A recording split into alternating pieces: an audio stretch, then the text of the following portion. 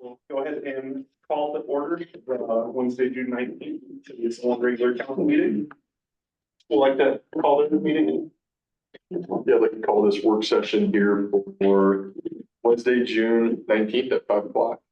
You'd like to do a roll call if we could. Alaska, Here. Coons, Here. Rockholz, here, Wolf and Brown are absent.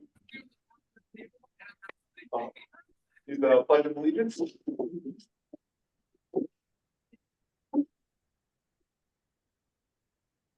Pledge of allegiance to the flag United States, America, to the republic, which it stands, one nation, under God, indivisible.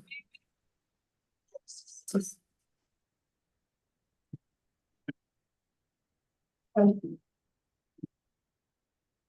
call. Duncan, absent. Farley, here. Gabriel. Here.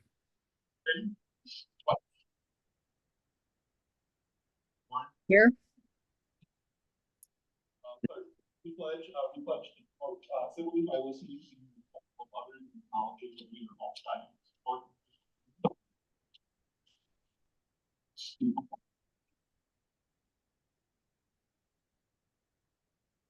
Changes, however, we will not be able to.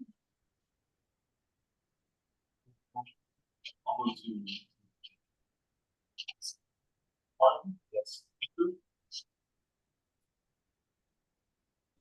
Yes. What are we saying? I'm sorry, I can barely hear you guys. Yeah, having the same issue.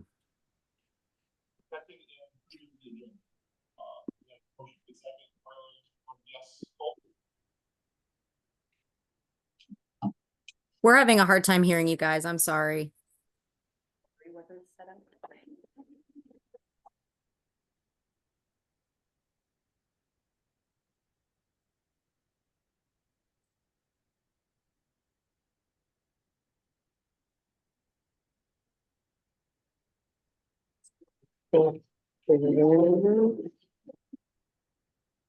Whoa.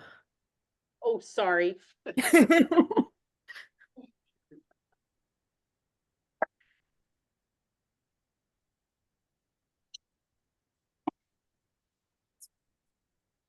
Okay. We're trying. I know, yeah, we can tell. Kind of threw us for a loop. Maybe grab a chair. Oh,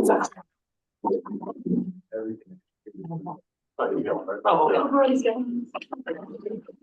All right. Can you hear me now? Is that better? Yeah, Yes. much better. Thank you. All right, we have a motion and a second to perfect and approve the agenda. Farlinger had voted yes. Cole. Yes. Go ahead. Yes.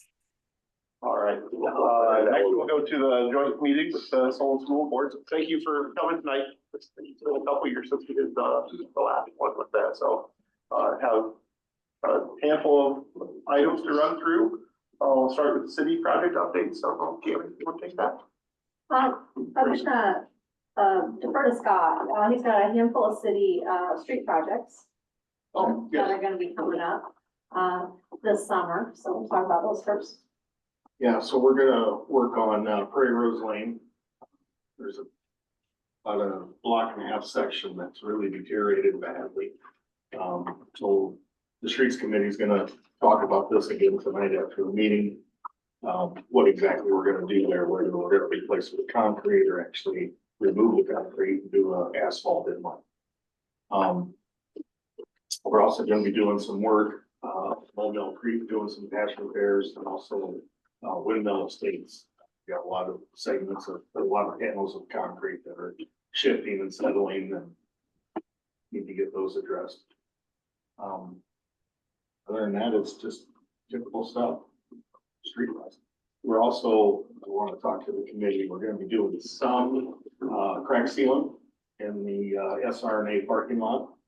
And I'd actually like to talk to them about doing a little bit more than just crack sealing. We're also gonna be using some mastic on the joints in front of the high school, where those joints are all. We're gonna try to smooth those out. some mastic. So do you think the curb and gutter plan for Iowa is gonna have any impacts on the construction project at SIS? What's your timeline on that? So what she's referring to is the curb and gutter program. That's another segment, of road repairs that, are needed.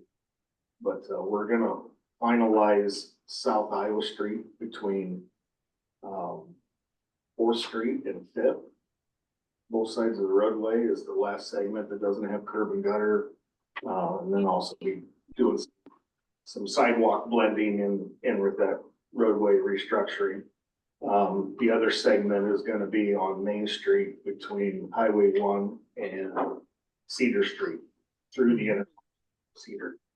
Of course, there's other ways in and out and both things. When is it scheduled? Don't know yet. It'll be this late summer, fall timeframe. So school will be in session. For the Iowa Street. Yes. to 4th Street to 5th Street section, okay. But they can always use Dubuque Street. I don't believe your contractors are using Iowa Street because of the narrowness. Yeah. That intersection, so they've been using Dubuque and coming down Second and Union.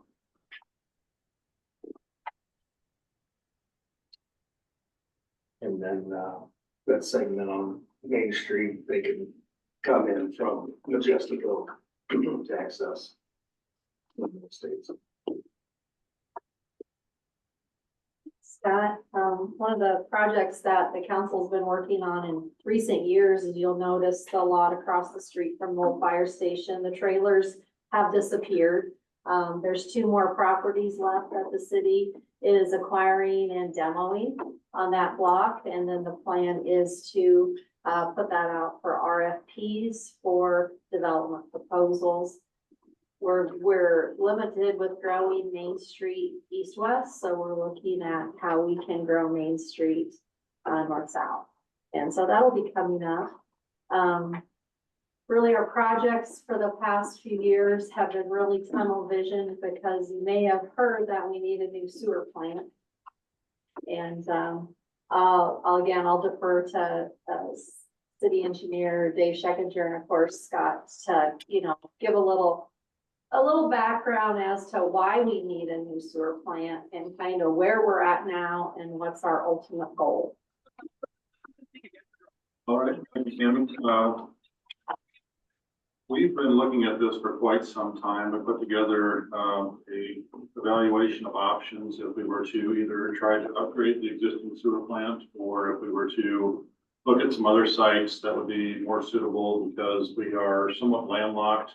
We have an issue with access due to flooding. We have a number of issues with age of existing equipment, pipe sizes and whatnot, to make that existing facility pretty difficult to try to upgrade. And when we look at trying to put in new tanks, we have separation requirements from existing houses that we have to maintain 1,000 feet or 90% of existing. And that makes it very difficult to try to put in any sort of large scale improvements. Not only from a capacity standpoint, but as we look at the way that that plant treats waste, they're going to have to meet nutrient reduction standards in the future, which is going to require some additional tankage and different treatment process to get that to work.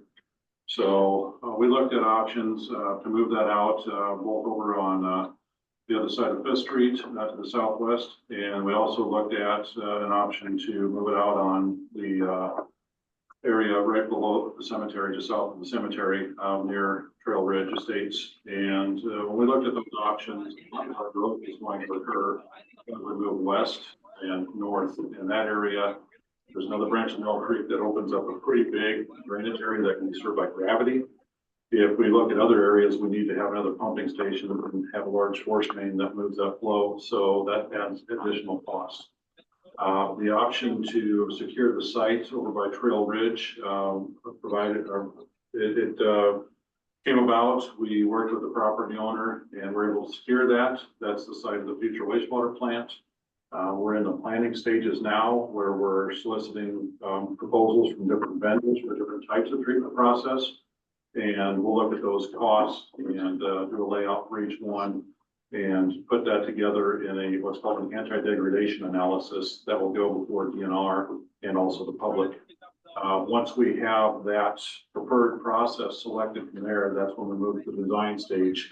And there's probably 18 months worth of design after we get that done. So we're probably 2 years out before we see anything that would be available for bids to contractors. And then a couple of years of construction. So it's going to be a while before we see anything take place, and then quite a few years before we actually put it into works. But all of that is coming about, not only because of growth, but also because of the conditions of existing plant, site constraints, and permit requirements that we know are coming down. So that's basic overview. If anybody has any questions, I'd be happy to talk more, but I think we've got lots of other things to discuss. Is this an additional site or will replace the current site? The site that's there, we have some tanks that we could use for other purposes down the road, but the plan is to move all the treatment down to this new site. And if we wanted to take some of that peak and put it in some of those tanks, we would have that option available. That's one of the things we're looking at in planning. We haven't got to the point whether that's cost effective or if we just demolition that existing site.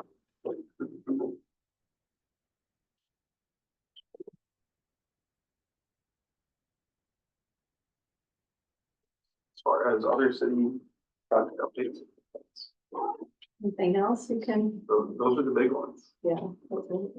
Anything that you just want to add? From a school project update? Here's a quick outline, and I'll walk through it real quickly, but, a lot of this is, projects stemming from the support of our community with our last March bond. Very grateful for that. Transportation, just north of town, that building, they're gonna look to pour probably the final pieces next week, the drive into it. So the concrete should be complete in the next, within the next 2 weeks. The canopy, will arrive July 15th, for them to put that up. We're looking at an August 1st completion date for that exterior. As far as the interior, we're gonna be, create the far south bay will be, where we locate our transportation office and buildings and grounds office. And so we'll be doing a remodel in the south bay that we're working on general contracting that ourselves. And, we've been talking to local contractors and looking at HVAC and electrical plumbing and just piecing that out with as many local contractors as we can. And then we plan to start the school year in that. Now, the interior will be more of a fall, winter project, but we will begin, we'll have all our transportation down there to begin the school year, fiscal school year. The intermediate project is going very well. You can see the gym's up and they're starting to put roof over the gymnasium, the big portion there. We did in the spring have a staff parent committee put together playground plans for that building, and they finalized that. We'll have a new playground installed in September at the intermediate school. Spartan Stadium, you can see that the parking lot between the high school and the stadium is kind of a mess right now, and we've got rolls of used turf sitting there right now for anybody to haul away. You can take as much as you want, and whatever's left, the company will dispose of for us. So the new turf began today, installation. They've got a crew that should have everything wrapped up within 2 weeks from start to finish when they start laying that turf. And interesting enough, Casey talked to them this morning, and they're actually staying at the Litter Hotel while they're up here doing the work. So getting good business out of our contractors for the community. Yeah, anyone's welcome to grab as much turf as they want. It's heavy. You're not gonna get a roll without a forklift. Lakeview project is the next on that list as far as, the bond that, was approved in March. We're gonna start, we've been through it many times. We're gonna start the design phase for the renovations in August. And we'll begin that project next year at this time. And phase that over a couple school years. And part of the project will be a new playground for Lakeview. That playground served its purpose. Indoor facility, again, still conversations as far as, final design and location. That's not been determined yet, just looking to see what the best placement of that facility will be.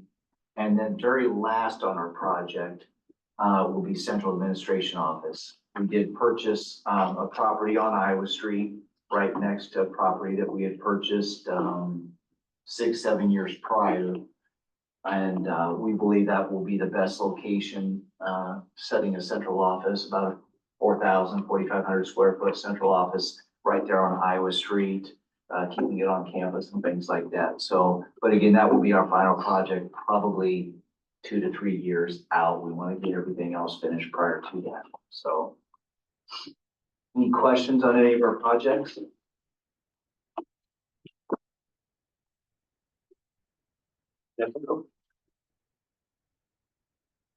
Takes us down to growth and Thanks to Susie. I have an update. So our primary development right now is Trail Ridge Estates. They have completed part 1A and part B. And part 2, Dave, is that right? They're pouring the streets for part 2? I believe. Okay. So as of now, of the 291 units that were approved, 49 building permits have been issued of the 291. So they're going pretty quick. We have we have an annexation in process just north of town for 40 acres of Gene Griesel's property that Watts Group is also planning to develop. We've seen some preliminary designs for that. Though that's around a 40 lot development from what we've seen. However, they have some obstacles with the DOT because the DOT is going to determine if there's a turn lane required and where that access coming off that development needs to be on the highway. So they're working with they're working on providing that, traffic study. And then once they get that back, then I expect they'll present, an updated design for us. The annexation though is in process. So we have not seen any formal subdivision plans yet for that. Is that one planned to be residential? There is some commercial along the highway.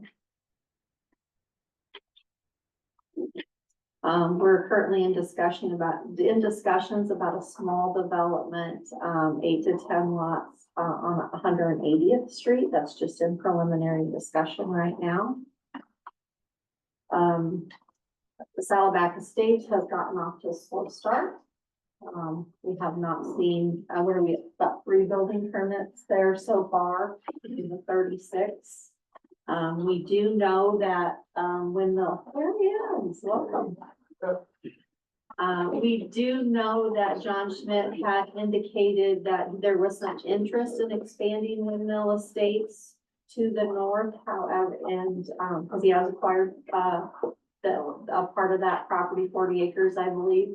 However, recent conversations that there's no plan to move forward immediately on that. And, for right now, I think that's most of the inner circle. I'm not really sure where they're at out on Spartan Hollow and, Oak Meadows. Obviously, there's no houses going out at Oak Meadows, but I'm not sure how they're doing out in Spartan. I haven't been out past there. I see Oak Meadows has lots listed. for Yeah. sale. I haven't seen any activity out there either. They got a DOT we could buy a few.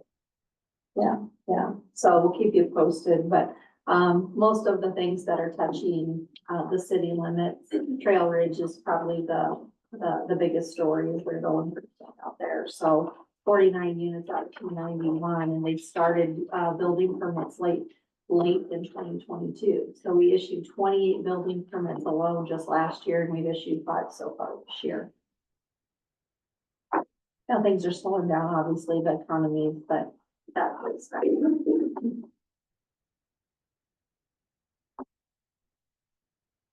Any questions over the development? Next, we have the community center. We just recently signed a new lease for the community center, so we got another year. Rec Director Brody Mullen is here, and Recreation Coordinator Ethan Escade is here as well. So if you haven't met Brody or Ethan, these are the two gentlemen that keep things running down there, keep our recreation department running. So far, I think the agreement's going well, as long, we always have had this conversation, Davis and I, as long as the city, the school, and Jordan Creek are all willing to help pay that utility bill, then we can keep this thing going. So far that, we've been going since 2018. And I think the plan is to, keep going as long as we're able. Brody and his team are the ones that are down there on a regular basis. We met with Jordan Creek recently. Brody and I met with them. We know that they need to be planning. And they know that they need to be planning. But our message to them was that, we would like to work together for as long as possible. And it also gives us all time to figure out what the next is. Any comments? Share, Brody? Pretty good there, yeah. Yeah, like it there? Yeah. When the heat and the air conditioning are working? Kids not the same.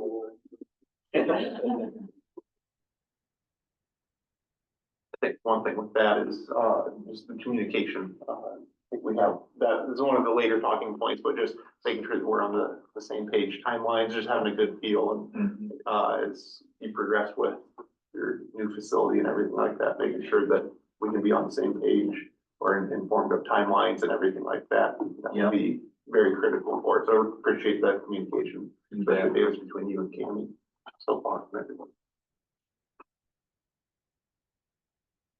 At any point, if there's anything you guys want to add, we'll jump on in with that.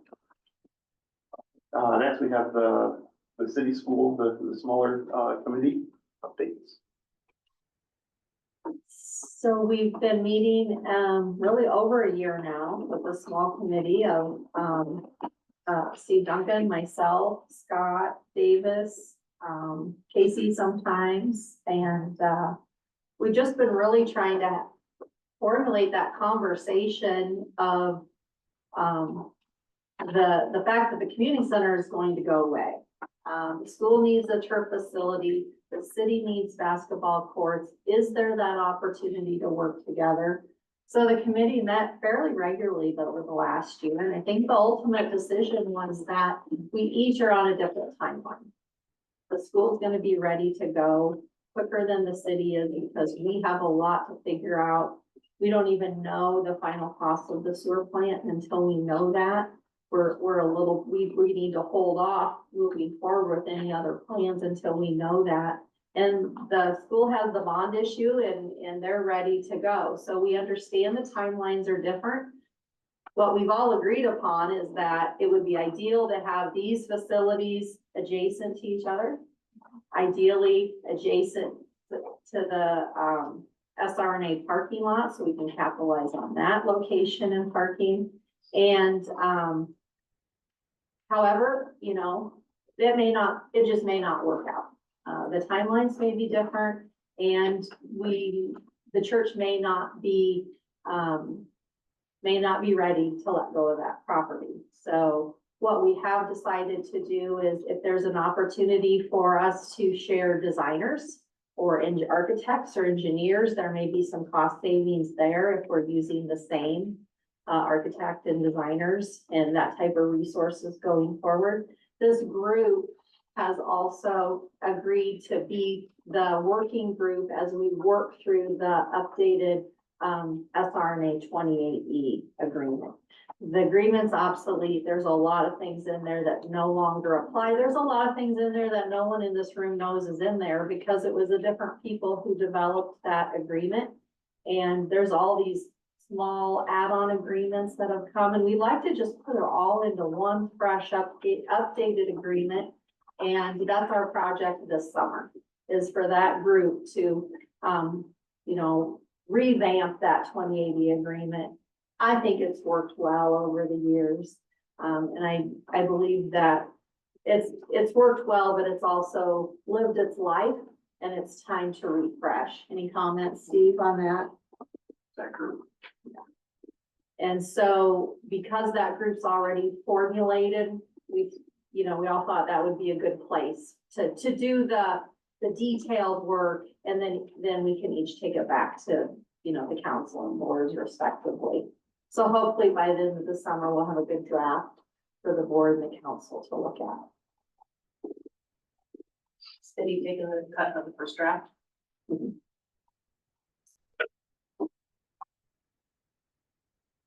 One thing just to note with the committee that has been working on just kind of the vetting process, really appreciate again the partnership with that, where it's anytime we can work together, even if it's two separate facilities, which is where it looks like it will be, just if you think mobilization costs, anything like that, it's helpful and understanding it's, we can share a parking lot versus each having to build a parking. There's things like that where it can definitely be a win-win for both of us, or if it's, families are split between different activities. Yeah. They're in the same area, there's some benefits there as well, where it's hard to quantify that with it, but again, really appreciate the time that the group has spent on that over the last year.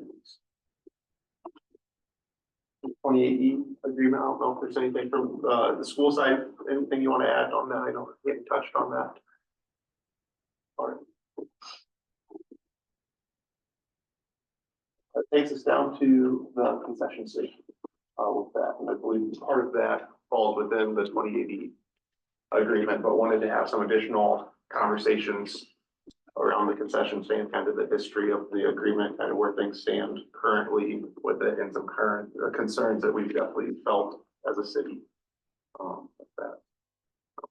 Yeah, you want to keep Sure, going? sure. So, and I shared with Davis this afternoon that it's not just one concession stand issue. It's really the concept of the concession stand. Our park has grown to the point that it's really an attraction for our community. And there's a lot of tournaments that want to be played there. And not having a concession stand available has become an issue. And so I know that we have a lot of internal conversations about the need to have a concession stand. So the history is that when the concession stand was built, the city ran it for most of the time, ran into challenges, and the high school football parents group said, hey, we'll take over running the concession stand. We'll be open. We won't have a full menu, but we'll be open for popcorn and candy during rec programs. And the agreement sounded good to us, and that agreement has worked well. And then with 20% of the proceeds coming back to the city annually. And that's really just been the program in place. And at the time, we really weren't hosting. We only had the one field at the time, and then two, and now we've got 3 and 4. So we've grown as a recreation department to the point that the city needs access to the concession stand to be able to rent the park and hold tournaments. And so we just want to reopen that conversation about how can we come to some sharing of the concession stand. And I think that we can do that as kind of part of the 28E agreement conversation, but we just wanted to make sure that both council and the board were kind of aware of the city's position. And feel free to weigh in on this, Brody. I know it's a challenge you're having. Typically in our standalone rec games, it'll bring in $70 to $100. So if you figure you're getting 40% of that, I mean, you're looking at $30 to $40 of profit is when we have that open for like the weeknights. I understand tournaments could be a much bigger thing, and Brody and I talked about that the last tournament he hosted. I mean, us taking our stuff out of there is gonna be very difficult to do. So it's finding that profit line, which for our indoor concessions is usually around 40% is what we give our clubs for running those concessions. That space is just so small and we don't have any access to the garage right next to it. So we have to take it off site to, it's a lot of moving parts for us. But I just wanted you to know those numbers on a couple of those deposits that we've had where we haven't had games and there's been city rec games. That's about what they're at. What's your thoughts, Brody, on the, what do you see in your challenges are? I mean, I guess if we had, if someone was hosting a tournament down there and they wanted to rent the concession stand, that's kind of one of the things that I was thinking about. Obviously, you guys have stuff in there, like you said, it's different. But I mean, it's more attractive for someone to run a tournament down at the park if they can run a concession stand. That was kind of my main thought on, a shared concession stand, but not maybe for our games, but if someone wanted to have a big tournament or something down there, then they had that option, but. That's one Do thing. you envision them bringing in their own product or is that? Yeah, they would just rent the space or,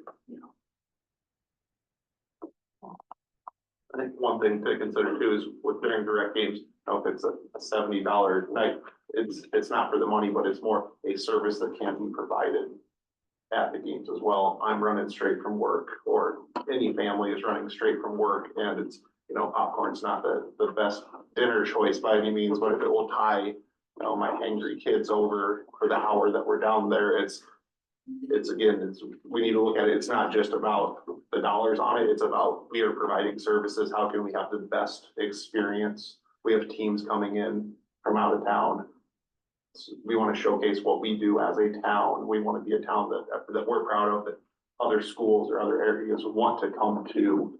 And so that's just part of it. It's the service. It's not because we're gonna, bring in all sorts of money and buy new equipment because of it, but it's part of the experience there. And I think back to growing up, we had essentially like a tool shed with a fridge in it that had power in it. And it was snacks, and it wasn't anything big, but it's that thing that tie folks over. It's something for the kids to get excited about going and getting a candy bar after the game, that type of thing. If it's tournaments, just my understanding, are some of these guys like from Cedar Rapids, or if they want to showcase a tournament and run it here, are they wanting the concession stand too?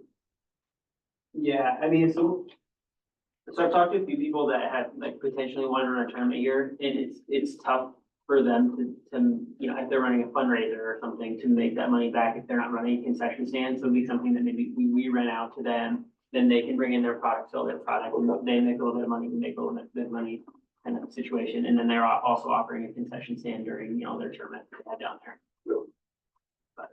I'm just trying to envision what other communities do. I mean, you have third parties that come in, not the city or the school, but how much they're bringing in for food and outside, you know what I mean? I don't know what that looks like.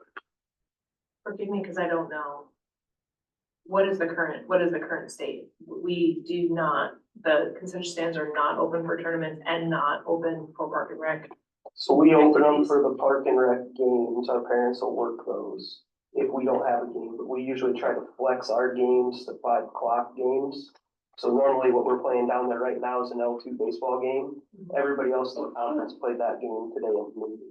We move ours to 5 so we can accommodate, so we have to stand So open we have an once. L2 game and. The rec. also But on rec the nights game, that and we so the don't, concession stand's open. right, on the nights that we don't, we just don't bring in that much money.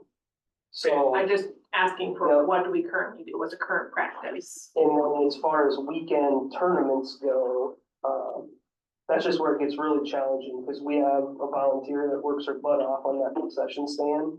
And when we thought we were gonna have to pull everything out, which we were willing to do a few weeks ago, that was gonna be a big, we're gonna have to get our whole baseball team down there to move everything out, and then get them down there to move them back in. And we're gonna have to take it up to the stadium and put it in the coolers and, 'cause that's really the only spot that we had available. So that's gonna be, so what we talked about is maybe sell our product And we don't have anything to do with that tournament. We're not gonna run it. We're not gonna do anything and then just cut a check for 40%. Which would be that would be a profit, but then Amy would still have to go and order everything and restock the whole thing. So she had to go to Sam's and, you know, buy all that stuff and come back. And it's hard to find it's hard to find good volunteers. Well, I worked at baseball, it's a lot. I mean, if they bring in a tournament, they're gonna have 4 or 5 guys at least, or 6, just to run it, but yeah, I got a feel of. I mean, when they're ordering, there's a lot of people, hey, you can make some money, but there's some challenges there. And it's a nice space, but it's small. You know, it's a small space. We've outgrown what that concession stand is. So if I understand correctly, though, the problem we're trying to solve is the fact that it's not always open It is. because of, We haven't opened it for tournaments. He hasn't rented the Yeah. facilities. is it just tournaments? Yeah. Okay. Yeah, and I think there's a lot of, there's a lot to work out here.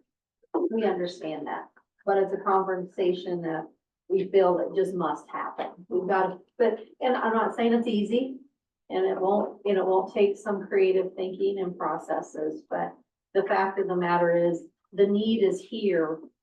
And if it's, putting some extra fridges in that storage space or whatever we need to do, I think it's workable. You know, I think there's a win-win here for both the city and the school, because, you know, the alternative is a second concession stand, and that's not in either of our budgets right now. So I'm sure we could figure out a way to make it work.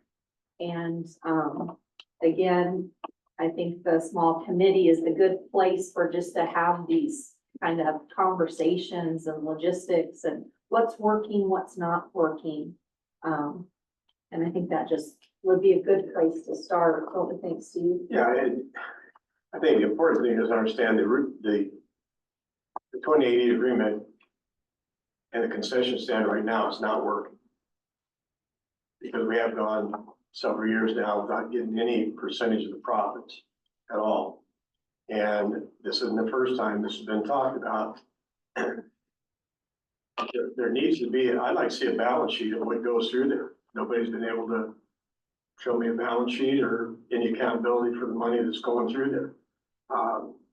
And the thing that I felt when I came here and worked in the baseball program for 3.5, 4 years, there was always those innuendos about what was being paid out of that concession stand, what the baseball program was getting, how much they were taking out of it. Just for transparency's sake, having a balance sheet, seeing that on paper, it is a 2080 agreement, both the city and the school should be able to share that information. That gets us a good start. Everything Casey's talking about is true. That's a tough space to try to have open all the time, staff it, get their product out of there. Those are all things that we're gonna have to try to work through and make it workable for everybody, because we're just gonna have more use down there as time goes on. And now we're gonna talk about your possible moving to a softball diamond. I mean, so it's a good conversation to have, but I think we need to also step back and say, the original one wasn't working either. Whether it slipped through the cracks, whatever happened, I don't know. But, you know, it wasn't being administered the way it should be anyway, and that's both of our faults. That's his fault, that's our fault. If our agreement was that we were supposed to share with you and be transparent, then that's on us. No, that's on both of us. Well, but I mean, Oh, like, agreed. we're ordering product out of there, we know exactly what's going in and going out. Yeah. So we can be 100% transparent, and I would expect us tomorrow to start that. Yeah. All right, because that's our agreement, and that's what we agreed to, and so I'm more than happy to start. If that's the start, that's a great place to start.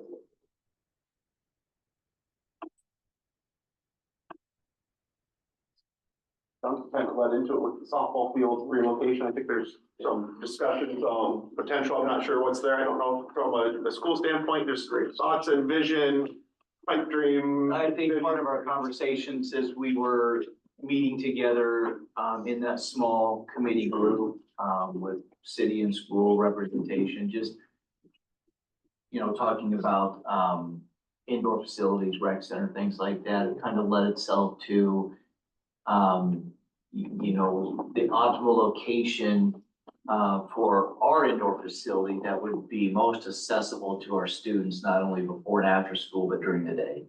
And, you know, one of those locations we talked about was where our current softball field is.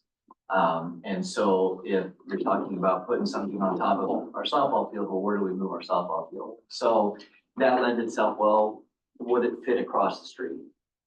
Is great having our baseball field right there and would, a softball field located near or next to the baseball field, makes sense. And so it was just initial conversation. There was an idea we put on the table that, you know, it's worth continuing to talk about, exploring the pros, the cons, the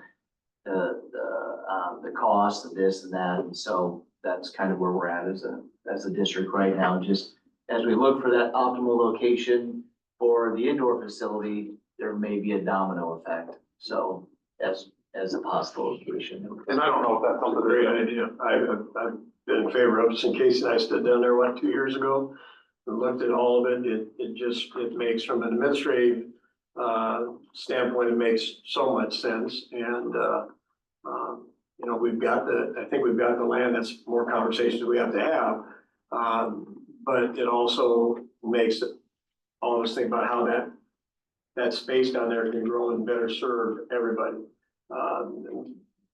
Just throwing it out there, but I envision we have another concession stand on out into the facility further northwest out into that space that serves the rest of that facility between the dome and back to this concession stand. It just, whether it's a combination, smaller concession stand, restrooms, that needs to be cultivated. So there are just a lot of positives about that. Now, financially, how we try to come together and do that is gonna be the piece that, kind of frees up some space on your property for, you know, whatever other development you want. So, yeah, I'm in favor of keeping that conversation alive as long as we can.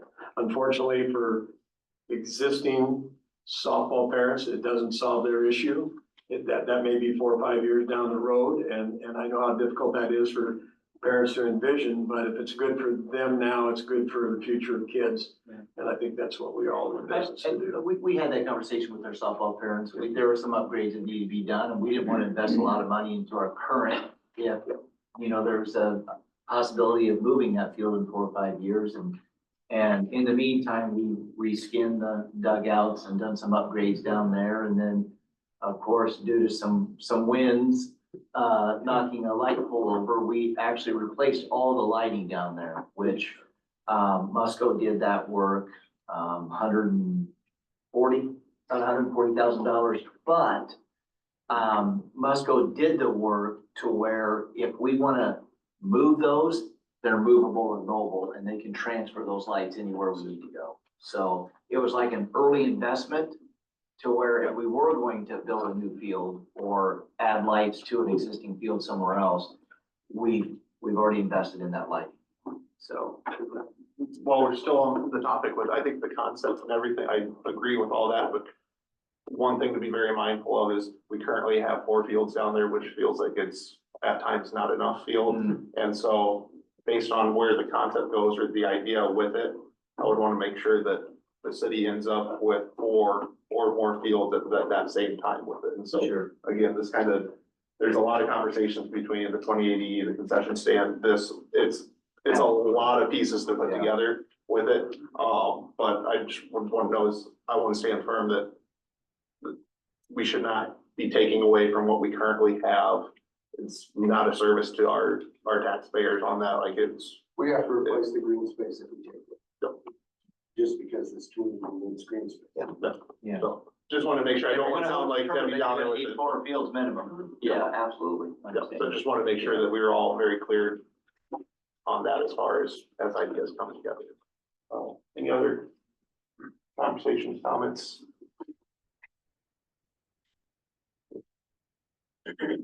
All right, next, event parking. Just want to take the opportunity, you know, the SRNA is one of the busiest places in this community. And so we just want to make sure that we're all just talking about, constantly talking, having that conversation on how we can improve, how we can maximize the parking spaces down there. I would have never thought 10 years ago that that parking lot would ever get as full as it does, but it does. So, we just need to continue to have regular conversations where buses park. If there's gonna be a project and we're using some of the parking spaces for storage or equipment, those are things we need to know. We need, I would say that we've had a couple between graduations, between tournaments. It's been really it's been really tough for folks down there. We got projects going, you guys got projects going. We've got to figure out some staging areas when we have projects going. Buses parking down there is a huge issue because they pull in and they take up 6 spots. And so really just as we grow, we just got to keep the conversation going regularly, how we can better manage, because I think we all want to, I always tell my coworkers, I don't want when folks come to Solon, I don't want them to go, ooh, you don't want to go Solon. We want them to go, wow. Solon has nice facilities, they're clean, it's easy, the parking is great. We want that experience for all of our visitors, whether they're here for a recreation event or for a school event. And I'm just not sure we're doing our best right now, based on some of the chaos that we all see down there. You want to weigh in, Scott, on what you see? One of the things was the big tournament that I believe was on the high school fields and we utilized some of ours. And I understand it probably wasn't a school sanctioned tournament, but the school wasn't involved with it. There was over 20 spots taken just by media vehicles, generators, lifts, that the cameras crews used. The day before, all of a sudden, the landscaper for the baseball field dropped a tandem load of material, took up 2 spots. There was golf carts that were used and the person that hauled the golf carts in. So he had a truck and a trailer and had it parked sideways. He was taking up 4 or 5 spots. And then we have all the student players that park right there. That alone takes up 20, 30 spots is the players. Even if it's an away game, they park there. Yeah. Is there a way that we could utilize, school parking for the players and they're walking across the street or something like that? Well, I can speak for football. We don't let our kids park. They gotta park away and so that they shouldn't. If the community needs to be down there, they can walk. But they can bus down or. Lakeview. Right, exactly. Yeah, so there's that. Or even the middle school. Right, I mean, yeah, the middle school is where they all park with. Yep. So I mean, those are easy problems and those are, that meets with the last one. If that's an issue, we don't have to have a board meeting to have that conversation, right? Just be like, hey, is there any way we can get more parking down here? I think the patrons of the facility would, welcome that. And I know we created a hardship somewhat when we had to move, handicap signage. Yeah. We shifted it all down, sorry. And actually had to sign it. So that was the reason for that is we couldn't use the handicap, accessible points that were marked behind the concession stand. We had to shove it all down to where it was more compliant. So, that took up some parking right in front of the baseball field, but. I'm assuming you're talking about just like the flash tournament. Yeah. Yeah, the flash tournament. That's the one that. And we had, the splash pad was open, we had an event at the Timber Dome. It's a And graduation. we had, baseball games on our fields going on too at the same time. That bike ride, that Do you big guys bike. have a shared calendar? Between the city and us? That might. Brody and I talk quite a That might bit be, about that what's might going on. just be, to be, I mean, cause a lot of times, nobody knows what anybody's doing. Yeah, we actually, I mean, I came to Gammy the next Monday and I said, we can't rent out the dome if there's this stuff going on. Those And my people, response was, we're gonna run out the Yeah. dome, because that's what we, that brings in money to maintain the park, so we can work this out, it's just really just putting it on everybody's radar and attention, but we're just not doing it well, and we can do it better.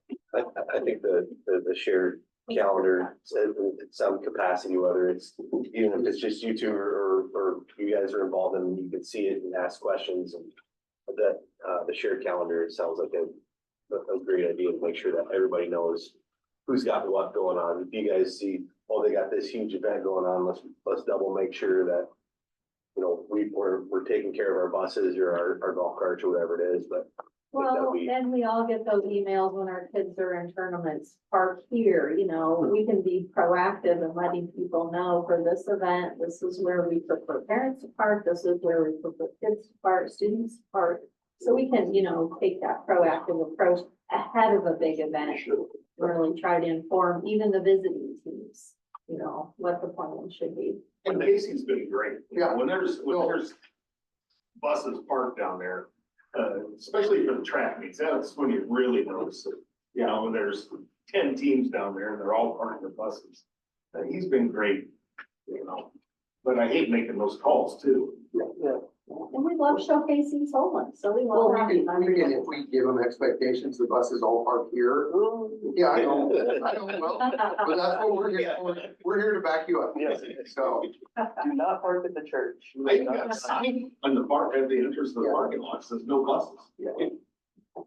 I think just the logistics, if you think whether it be, the Beach Days Committee, whether it's the fireman's dance, the bike rides coming into town, it's the coordination.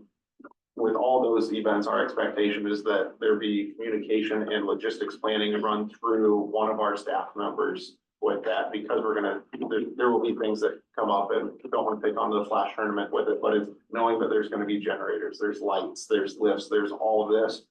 There should be a plan ahead of time instead of a surprise. I don't think any of us would like to find out about something, when we show up or we are down in the area and hearing about it for the first time. And so it's just making sure that there's that communication, whether it's rented out, that I'd say if we're doing a tournament and you may have a ball game that goes back to the shared calendar, it'd be helpful, but we could reach out to, this is our plan for the weekend. If there's an event, a big tournament, anything like that, making sure that it comes back and we just run through so we're all on the same page. Just not to bring it up, we didn't have anything to do with the flash tournament, right? I don't. Just let them use our field. Did they fill out stuff for the city, I would assume? They rented our field. So, I mean, They did. yeah, the only thing we let them do is play baseball on our field. Now, the MediaCom thing, I'm fine telling them they can't come. I didn't know they were coming until the day before, so. Yeah, they didn't say anything. Yeah, I didn't know they were filming until a couple days before, so. Now, what were they filming? The games, Yeah. they The live, Flash they games? live stream the Flash game, the last two games, Okay. actually.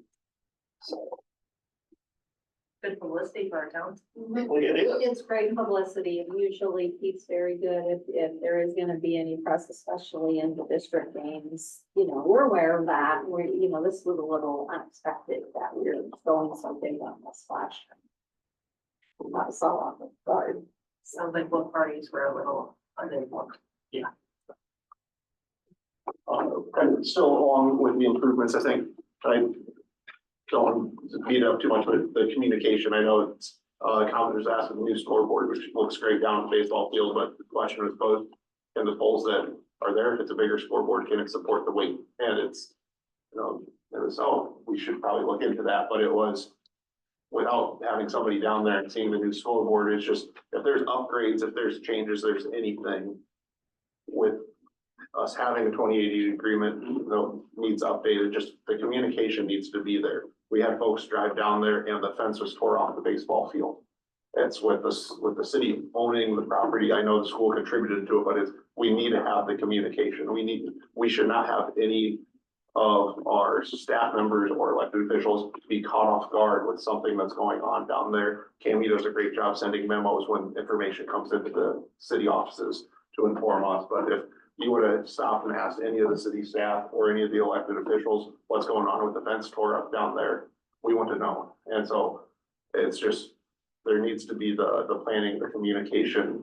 We cannot be getting caught off guard because it feels like it happens frequently on things and it's not a good feeling.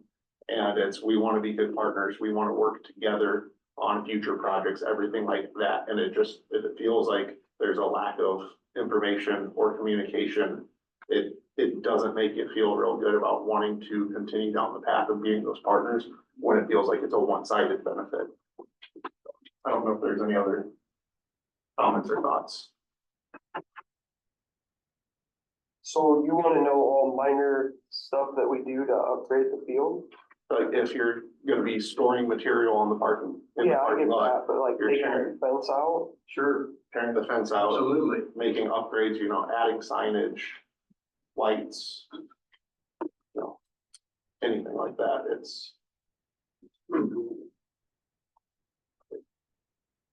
If you're letting your neighbor use your yard on something.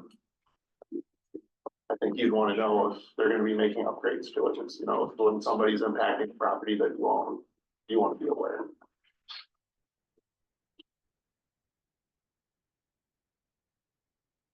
I think those of us that have been around that, Casey, know that sometimes you don't know. That's part of the issue. You've got a wonderful situation with the local person here, but sometimes they get overzealous and they do things that you or Keith and neither one are aware of before they do it sometimes. But yeah, I think that the more that we can all be informed of what's going on, and I would say taking fences down is a major improvement, just as much as the whole project was. But as those kind of things come on, because we all get questions, we have so many people in and out of there, and for us just to sort of look dumbfounded and go, I don't know, I have no idea what's going on. That's not a good answer for any of us, whether it's the board or whether it's us as city council. well, sounds good. What's on that? The last was communication, we've talked communication quite a bit. Tammy, is there anything else that you'd like to add to the communication piece? I know we've kind of talked that quite a bit. And I think, you and Steve have described it well. We just want to be able to respond to the community. We want to be able to, say that, they're doing some improvements. And I think we can talk about that more through that 2080 process. What's a minor improvement? What's a major improvement? Anything that needs a building permit obviously needs, would need city approval. But also, I think we all need to have a good understanding at the end of the summer, what is the athletic competition area? Because it's not the whole SRNA. I think by the end of summer, we'll all have a better idea what the competition area consists of, what the expectations are from both the school and the city. And then maybe we can put some definitions on what's major and minor, just for the sake of going forward. And this is going through what committee? This is, there's already a city school committee that's been established, and it's been, Scott, myself, Steve, Duncan, Brody, and then Davis, Casey, Brian's been on that. And so we've been trying to do some of the more detailed work, and getting it ready to bring to the board and the council. So the committee has no on our no authority. Right, for sure. Just, Yeah, yes. yeah, we would have to. Sure. Just didn't know who would go. That's listed, are there items that any of you would like to discuss that you didn't have on the punch list to run through? No. So I'm interested to know where you're gonna build, that impacts us. Yeah, vice versa, yeah. Anything? The only thing I'd like to convey is that, I think we've got a good relationship. I think we can keep that way we just keep the open lines of communication. I think that's probably from what we've talked about is our biggest key is we just keep talking to each other. I think it's beneficial for us to try and, I think it's been a couple of years since we've all got together. I think, a yearly, powwow of all of us getting together and just making sure that everybody's still on the same page as far as, hey, how since our last meeting, how does everybody feel about the communication? How does everybody feel about the relationship? Just so we can keep a very strong, relationship between the two entities, that we just need to try and really make sure that we keep doing this yearly and don't let it get 2, 3, 4 years before we all get together. I would even say yearly is not enough, to consider something on a biannual basis of some sort. I've always been a big proponent of natural communications, let it organically flow to. Anything we can keep out of an agreement, we should, to make sure that we just have, you know, a cordial relationship with each other and not to have to force it by agency meetings. So certainly want to make sure that that happens, and having more frequent updates as us as a team. Well said, Cassie, because I go around the state and everybody wants to know what the secret of Solon is, and the secret of Solon is in this room. It's this relationship between the city and the school and this community. And so the stronger that this is, the stronger we are as a community. I love the idea of having a couple joint meetings a year, and I don't know if it'd be easiest for planning if, I decided tonight, what if we said, here's the 2 dates that we typically try to go for every year, where it's, doesn't have to be locked in stone, but if we say it's the first meeting of whatever month or the second meeting of the month, but here are the 2 months that it typically is, so we can plan around that, not to say that we can't veer from that schedule, but to me, it's a lot easier to make sure that the meetings happen if you have it on your calendar, even if you have to move it a couple times, than if it's, oh, we'll just put it on the calendar. Because for me, if I don't have something on my calendar, it doesn't get done, sort of thing. So maybe that's just something over the, the next couple of months that we coordinate on what are some. Both move very quickly. I think within 6 months, we will have an update on both sides to share around the progress we've made. And I think there's also an opportunity, this was very tactical and very operationally, like sharing. I think there's a way to come together with a shared vision of some sort that I would love to see in the future. 20 the agreement will lead to us by when? Sometime this summer. Our goal is by the end of the summer, have a good draft, so before school starts, a good draft of what So you roll or you will? we will. Because we want, if we want to move forward, then we got to get it done.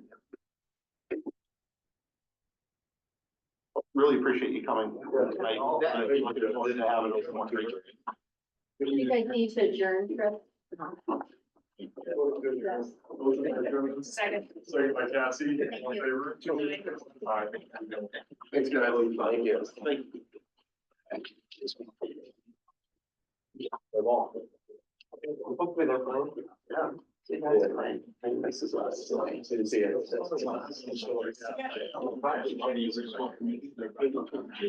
Well, I was like, I was actually doing well. Actually, yeah. Okay, get better. I was on, that committee too. Yeah. Bigger one.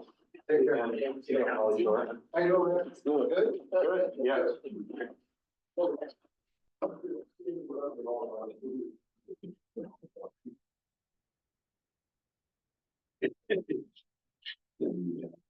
Now we're fine. I took a shower today. Dan, can you disclose? Yeah. Well, that takes us to our citizen speak. This is a time for anybody here that would like to speak on something that is not an agenda item. Is there anything? My name is Janet Slakehill, and I would like to thank the city for painting the bicycle signs on 382. However, I would have a request. Could you maybe paint some of those signs down by Oldville Creek subdivision? There's no signage there, and there's, that's where I like to exit the subdivision and go on up the road to the library and city council meetings and things. Okay. And my second request is that there is a fire hydrant, in a vacant lot on Wyndham Drive. It's right adjacent to the address of 802 Wyndham Drive. The weeds have grown up around it. It's very difficult to see. And at one point, there was somebody that parked their car in front of that hydrant for 2 days. My neighbor's daughter and I last year trimmed those weeds a couple of times. And this year we had discussed calling the sheriff and reporting the car park, but the day we decided we would call, the car had been moved. So, if that could be checked on, please, I appreciate it. Thank you. Thank you. What she's referring to is we painted the bike trail from the SRNA out to Highway 1. So that's the reason why I didn't go any further. Just from the SRNA to Highway. Anybody else?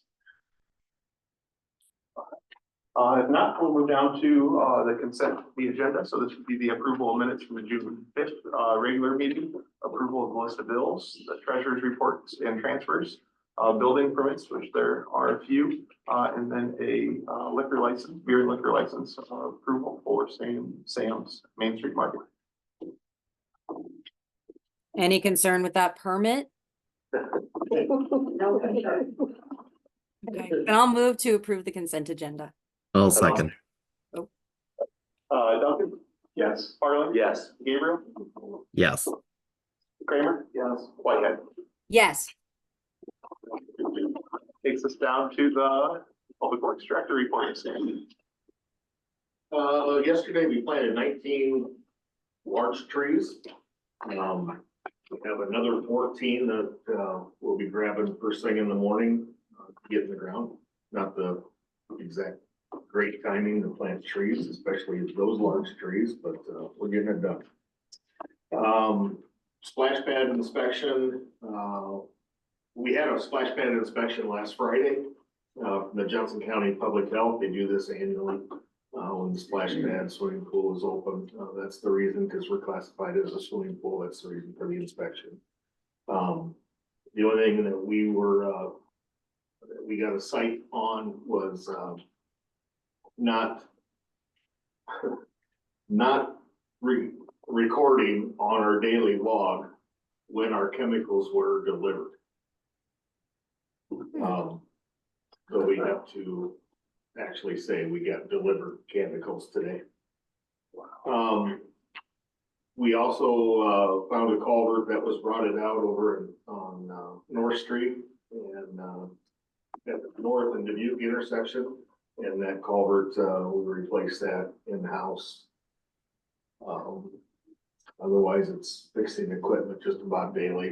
It's slowing up now with the drier weather, but we've had our share of equipment breakdowns. Good. Thanks, Scott. City engineer report, Dave? I don't really have anything additional on what was discussed at the joint meeting. I would reiterate that they do plan to start placing concrete out at Trail Ridge. The plan was tomorrow. We'll see how the weather holds. So there'll be a bit more traffic out there with concrete trucks and whatnot. So just if people can make sure that they don't speed in that 35. There's a pretty good sign out there that tells them going too fast, but let's try to, Right now, we've got Central Cable doing work for South Slope, and they've got that narrowed down right there. And, so there's flaggers, so it'll get pretty busy. Yeah. That's all I have. Yeah. Indeed, is not able to make it tonight.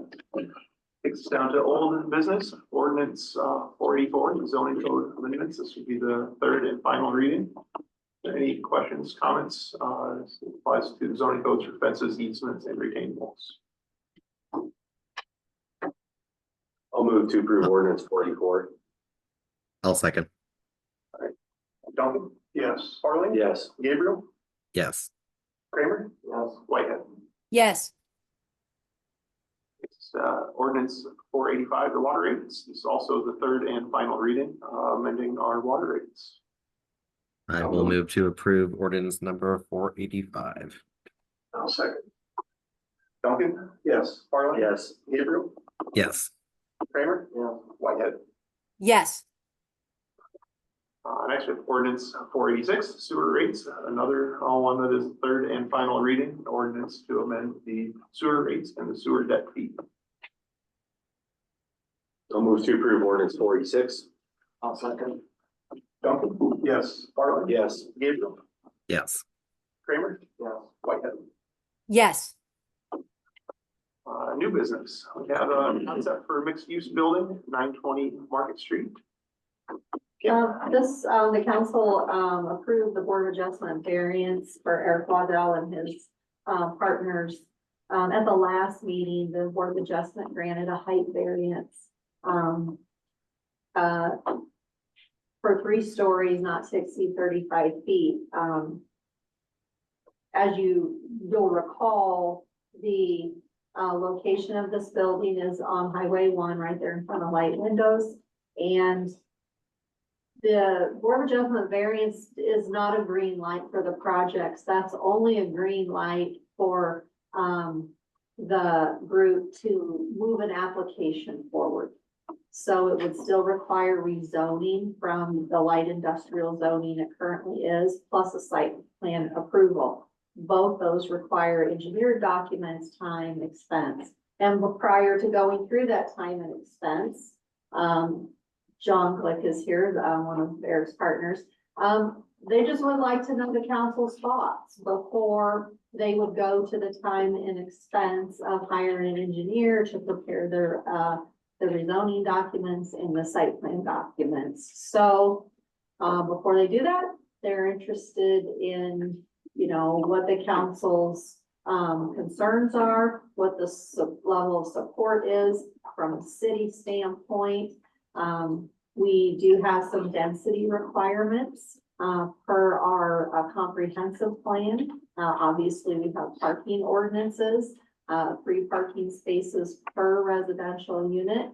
You know, site plan, there's several things that will be evaluated through the process. So what our hope here is to talk about what are the biggies, what are the key things that are concerns. Let's get those on the table so that they can fairly evaluate if they want to move forward with a application. It's a tough lot. I think this is good use of that lot. It's not the easiest lot to deal with. Based on what I've been told about the sub base and whether you're gonna be building slabs or whether you're, so it's a tough lot. The only other concern I have is the entrance on the Windflower there, off of Highway 1. If we're gonna put more businesses there, which is a good thing, we're gonna have residential there, that adds a lot more traffic going into that commercial on both sides of Windflower now. So is that a stoplight there? I don't know, but you're gonna have 2 extremely busy intersections with the fire station at one end and now more businesses, residents there. What does that do to that intersection going into Windflower? So that would be my big concern. Living on Windflower myself, but just that intersection going in there when you add more businesses and stuff in that location. Otherwise, I think it's true. I think that's a challenge, whatever that may be, and you know, what the state would say to us about another stoplight on Highway 1. But you know, it's part of the growth down the south end of the part of our town. So yeah, I like the concept. That's it. I would like the concept, with it, like it's a similar concept that's been approved in a different lot there, a couple times previously with it. One washout that I would have is just parking in general. And so, I know with the, concept that were brought back on the lots by the vacant lots by the vet clinic previously, there wasn't a parking variance requested, like the lots were there. So that would be one thing to be mindful of, is any concept brought forward to make sure that the required parking spots are met. Just we've had areas and other spots where we've granted variances in the past, and it feels like anytime we do, it comes back and bites us with that. And so just making sure that we're following the code that we have on there. I know the height, I would definitely like P&Z to review this, which is part of the process that they would with that, but with the 3 stories with the updated ordinances that are being worked through right now as well would be something I have. But with, as Doug said, it's a difficult lot, but it's been vacant for quite a while, and I would love to see something on there. I'd like to plan. Yeah, just echoing off of that, I would just like P&Z to review the height requirements in the stories and parking. I don't think, I personally would have been in favor of providing any variances for parking at this point. So those are my little tidbits on this one. I agree with Cole. I would worry about the parking and the height. But the location is great, an interesting concept, so. Really, my only thought is, I'm kind of sound like a record with these guys as well. With the parking, and then the other concern that I would have is, kind of Steve talked about with, the traffic in there, just to make sure that we've got so many driveways that are already right there.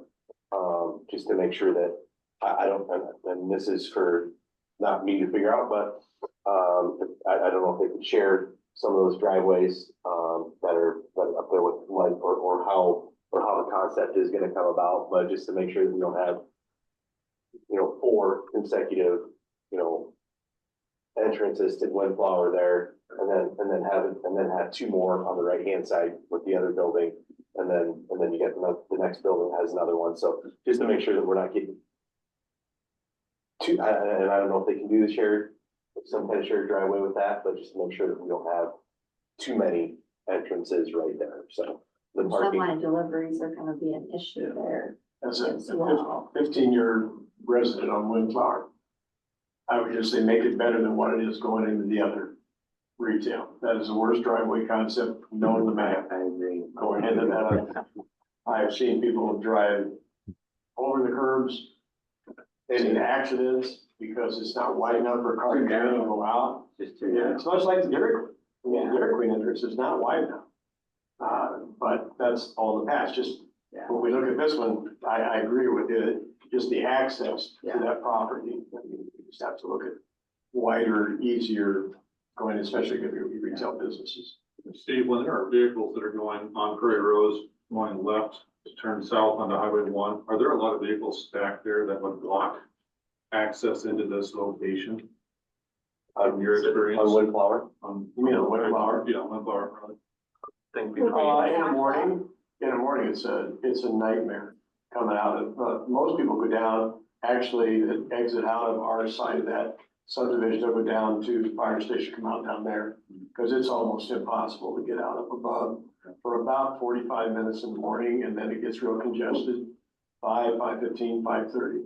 So if we're looking to add quite a few vehicles here, it might not be a bad idea to have them analyze that and take a look and see if that driveway location is going to be problematic for that many vehicles trying to get in there. Because if we have vehicles from turn left blocking that, people come in and stop, wait and turn left until something clears. You have people coming off Highway 1, there's no place to go, it creates a problem. So we want to make sure that we don't create a situation there that is going to be increasing accidents or causing problems for people. I think, given the density, 3 stories, the number of trips that go in there, that might be something we want to take a look at in this case. Just knowing that as they bring retail in, we got retail on the other side of the street that's not full yet either. So as they fill up and get their retail people in there, you still got a couple spaces on the other side that haven't been rented. So it's a multiple of things, but yeah. Are you suggesting a traffic study? I think that would be appropriate in this location, and if it's determined that the level of service is low enough, particularly as we get this developed, that a signal is warranted there, we could use that for a grant application to try to resolve that issue.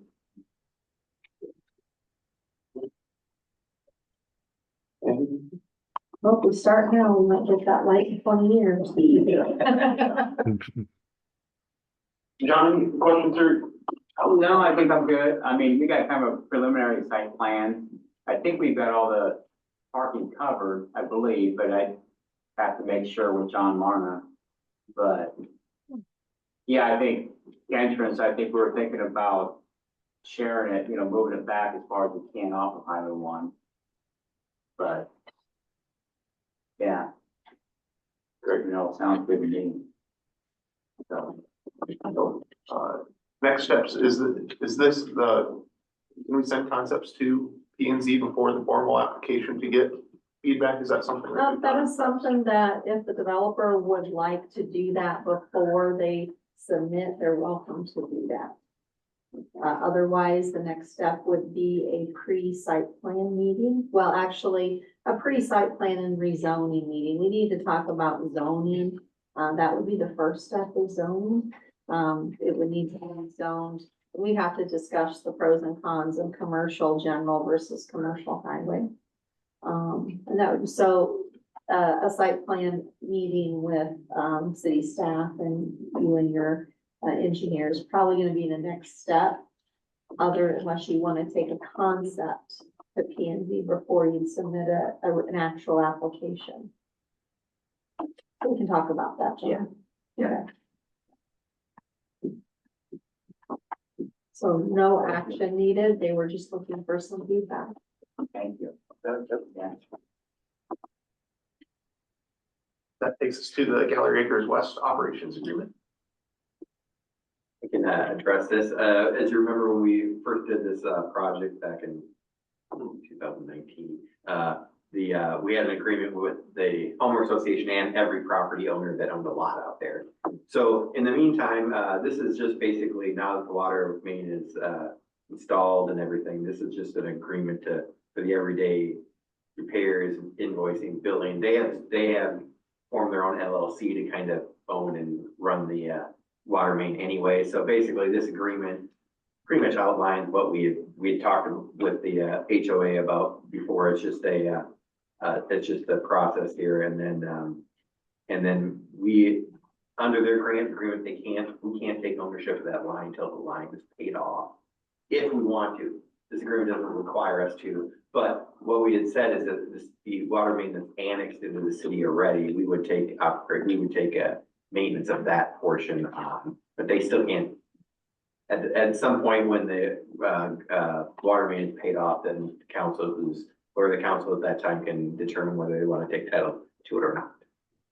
But this just shows that the water main that would have been annexed with the trail bridge would now come under our maintenance. And just to be perfectly honest with the council, when we get calls all the time for locates out that way, from these utility companies, such like what's working out there right now. And nobody locates the Gallery Acres line. And I look at it as, I don't want to be dealing with a major catastrophe out there, so when they contact me, I'll send my guys out and meet with the locators, go through everything, so. We're already doing more than what we should have. But that's not a major portion of time, though. It's not. Maybe a couple hours a week, maybe an hour a week. Yeah, it just depends. I mean, this boring crew, with what they've been having, thank God they're on the other side of the roadway. Right. So it's been pretty good, but yeah, we do our diligence in trying to protect that, even though it's not our line, it's still our water. Yep. A little history, this conversation has actually been going over a period of a couple of years. There are other developments out there that have approached Gallery Acres and the city about connections, and the utilities committee has said, we're not even ready to approach that conversation until 1, we know things are working well. 2, we have a good operations agreement. 3, our well was fixed because well 4 had been down for several months, and we were also we're still in drought recovery. So this agreement sets the stage to have conversations for other developments, but that's gonna be up to the council when they're ready for that time to be. The utilities committee wanted to make sure that Gallery Acres had a billing process and had policies and procedures. They provided all those to me, and that's what this agreement addresses. So it's really looking at the long-term maintenance of the line, the annex portion, the billing, and then just sets the stage for the future, whatever that future may be with the line. Do we need to take action? This is a draft. If you're satisfied with the draft, you're welcome to vote on it. The utilities committee's already had a chance to look at it, so it's really your comfort level. If you want more time or if you're ready to vote. How does the utilities committee feel about it? I remember having this conversation before. If Cammy says that everything's been arranged appropriately and she's satisfied with it, I'm comfortable voting for it. Me too.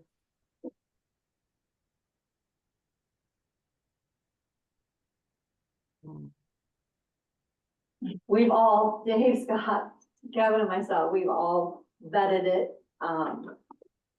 Gallery Acres have the draft. They've looked at it. We plan to meet with them after council has given us direction, whether you're okay with it, whether you approve it. So that's our next step, is to take this draft, whether approved or just still in review, to Gallery Acres and make sure. And then, you know, ultimately we're positioned for whatever comes next. If we just give you the verbal that we feel okay about it, I guess I'd feel better that you take it to Gallery Acres and they're okay with it, then I would put our stamp of approval on it. Yep.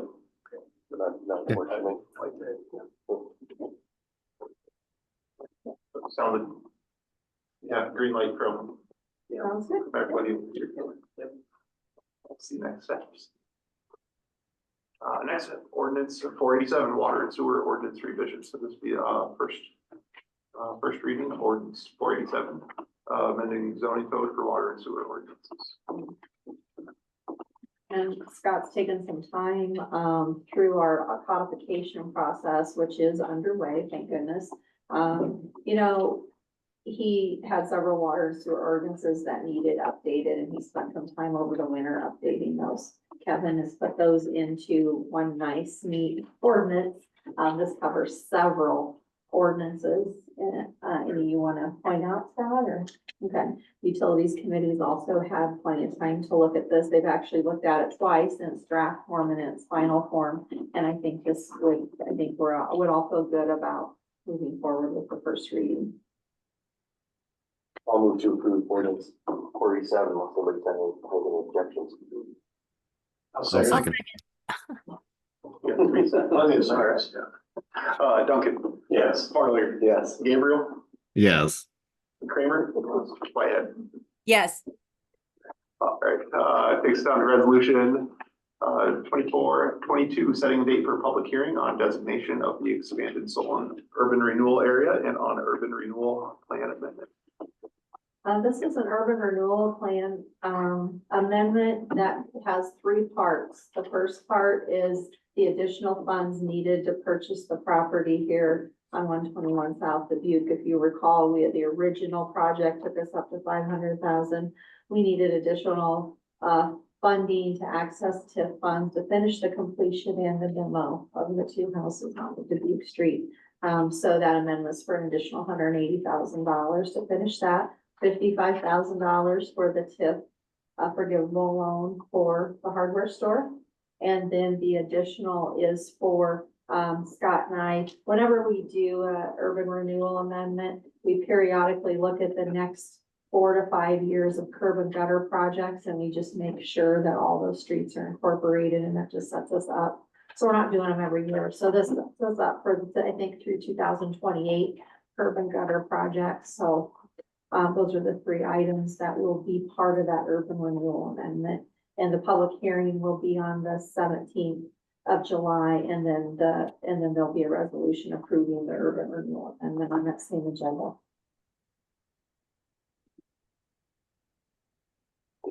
I'll move to approve resolution 2422. Second. Duncan. Yes. Farley. Yes. Gabriel. Yes. Kramer. Yeah. Whitehead. Yes. Takes us down to resolution 2423, the internal loan for urban renewal projects. Because the purchase of the house on Dubuque Street is gonna happen on July 15th, and the funds for the hardware store are likely gonna need to be paid before that July 17th. This resolution, gives authority for the city to, do an internal loan to go ahead and pay for those projects at the time that the money is needed, which just happens to be just a little bit before we actually have the hearing. Kevin has prepared it, and I've worked with Dorsey and Whitney on the urban renewal amendment and the internal loan. So this will just allow us to go ahead and pay for things when they need to be paid for.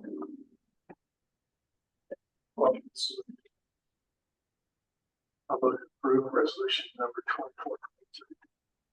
I'll I'll second. second. Duncan? Yes. Farlinger? Yes. Gabriel? Yes. Kramer? Whitehead? Yes. It's down to other business, so, streets, I believe there's a meeting tonight on that, utilities and finance, we don't not have any updates. Personnel will be doing, the city administrator review with that, so, Lauren, I'll shoot you a text or give you a call about, potential dates that work for you, John and I to get together, on Sounds that. great. Building needs, in growth, we had a development meeting on the 17th. Tammy touched a little bit on during the joint session with the school. Any other updates? A staff meeting is gonna happen tomorrow morning, just a little more staff, more in-depth review. Police committee, meeting, so, we met, Cammy and I met with Sheriff Kunkel and reviewed just kind of a first draft discussion that sent over to Kevin. The county attorney hadn't reviewed that yet, so it's still early stages on that, but that's a good meeting. Then working on a meeting date for the 28E agreement with the school for SRNA, which we talked about. Any other updates for the week? City clerk report, Sims. Just want to remind everybody, I think it's Coca on the band tonight. Also, we talked a little bit, do you want me to talk about the meeting, or did you want to talk? No, about if you want to. July, so with the next meeting being July 3rd, right before the 4th, we talked about you either moving the meeting or just holding one meeting in July. So just looking for feedback from everyone. That would mean we would still go ahead and pay the bills that we need to pay that first cycle, which we have a lot of bills. Right now, there's nothing on the agenda that can't move to the 17th. We do need to keep the 17th meeting because we have the public hearing for the urban renewal, and that's already set into motion. So just looking for people's thoughts on. As long as you're comfortable with staff, you're okay. Well, our biggest issue is we've got bills that have to be paid that can't wait until the 17th. So what we would do is we'd go ahead and pay those bills on the 3rd as usual, but then you'd have a double batch to approve on the 17th. You'd have a double list. Kevin's saw no concerns, so. This happens all the time because people don't have quorums or stuff, so you can do that, just make sure you run it by them. I'm fine with that, makes sense. Yeah, I don't have an issue with that. Lauren, are you good too? I'm comfortable with that. So we will plan to not have a meeting on the 3rd. We'll meet at the 17th. Any other comments? Council comments? Mayor comments? Can we thank you for lining up the meeting with the school tonight? That's good, and I like the idea that we're gonna do it more often, a couple times a year, with that in addition to the joint committee that we've had with that. One thing I failed to mention last meeting was, June is Gun Violence Awareness Month, so it's just something to be aware of. We're very fortunate that we live in a very safe community, and I think part of that's with the relationship that we have with the sheriff as well. It's very strong. That's all I have there. We have a motion to adjourn. Move to adjourn. I'll second. All in favor, say aye. Aye. Aye. Any of those opposed? All right, meeting is adjourned. Someday I'm gonna Have a good say night. that I'm opposed. Just wait a little bit longer for the last Keep this eye. meeting going.